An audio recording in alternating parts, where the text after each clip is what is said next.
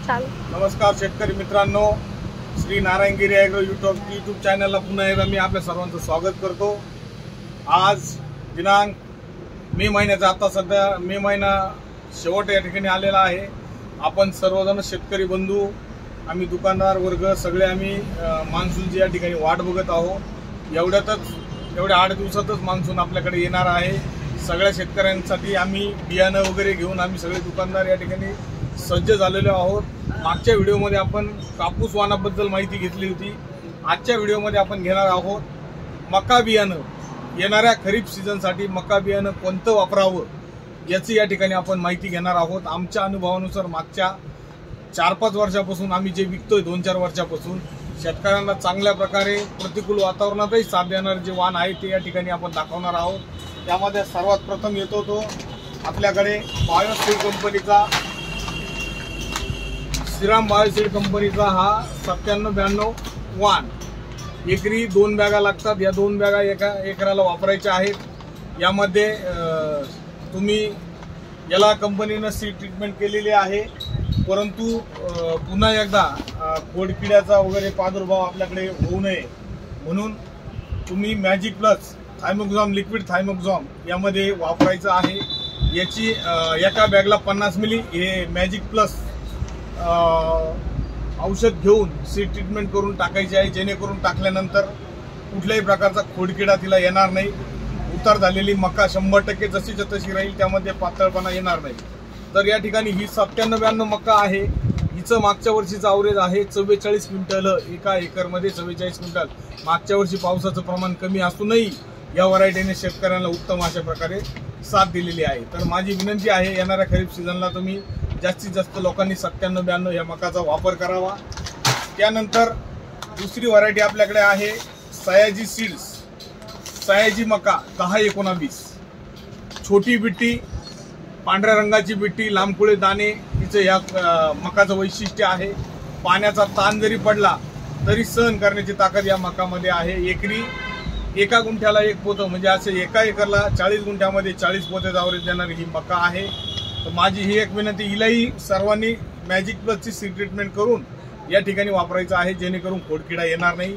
एका एकरमध्ये 40 क्विंटल मागच्या वर्षी लोकांनी काढलेलं आहे। MP बिहारी जे लेबर आहे त्या लेबरनी एका शेतकऱ्याची इथं सोंगणी चालू असताना त्या शेतकऱ्याला विचारलं ही मका कोणती आहे। त्या शेतकऱ्याने त्यांना फोटो दाखवला सयाजीचा।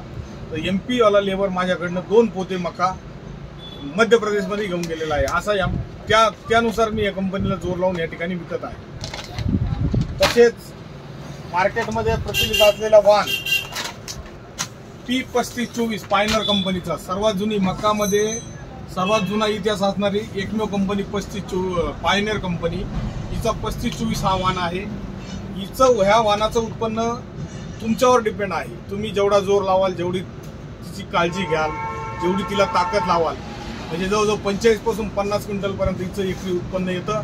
खूप सुंदर अशी व्हरायटी। मागच्या वर्षी खूप लोकांनी हिचा अनुभव घेतला आणि याही वर्षी लोकांची प्रचंड या ठिकाणी डिमांड आहे 3524 पायनर। जाड जमिनीकरता, काळ्या आणि भारी जमिनीकरता, ज्याच्याकडे पाण्याची सुविधा आहे, खतपाणी भरपूर आहे, जमीन चांगली आहे, त्यांनी हा वाण करायचा आहे। हलक्या जमिनीमध्ये कमी पाण्याच्या ठिकाणी हा वाण वापरू नये। तसेच अजून एक व्हरायटी पायनर कंपनीची TT02, हा वाण शेतकऱ्यांनी कोरडवाहू म्हणजे कमी पाणी, ज्या ठिकाणी पाणी तर लागेलच पण कमी पाण्यात या ठिकाणी हा वाण येतो। यामध्ये P3002 हा वाण हलक्या जमिनीमध्ये, तसंच पाण्याचं कमी दिवसात ज्याला कांदा करायचा आहे हे पीक काढल्यानंतर, तर अशा शेतकऱ्यांकरता कमी दिवसात येणारा वाण म्हणून TT02 हा वाण आहे। हा या ठिकाणी उपलब्ध आहे, सर्वांनी वापरावे। बरेचसे लोक गेल्या 2-3 वर्षापासून याला वापरत आहे। तसेच सगळ्यात प्रचलित मक्का ॲडव्हान्टा 741 आणि इलाइट 751 ही या ठिकाणी उपलब्ध आहे। एकरी 40 क्विंटल ॲव्हरेज देणारी ही व्हरायटी आहे, ही या ठिकाणी उपलब्ध आहे। सर्व शेतकऱ्यांनी हिचाही सुद्धा जरूर वापर करावा। तसेच सीड ट्रीटमेंट करण्यासाठी, मकाचं सीड ट्रीटमेंट कशासाठी करायचं आहे तर मका उतरून आल्यानंतर तिला खोडकीड पडती, साधारण एक 10-15 दिवसाची मका असते, तिला खोडकीड पडती आणि मका झाड वाळून पातळ होती। तर त्याकरता मॅजिक प्लस एका बॅगला 50 मिली या हिशोबाने याची सीड ट्रीटमेंट करायची आहे। व्हिडिओ आवडला असेल तर निश्चितच सबस्क्राईब करा, आमच्या चॅनलला सबस्क्राईब करा आणि शेअर करा। धन्यवाद।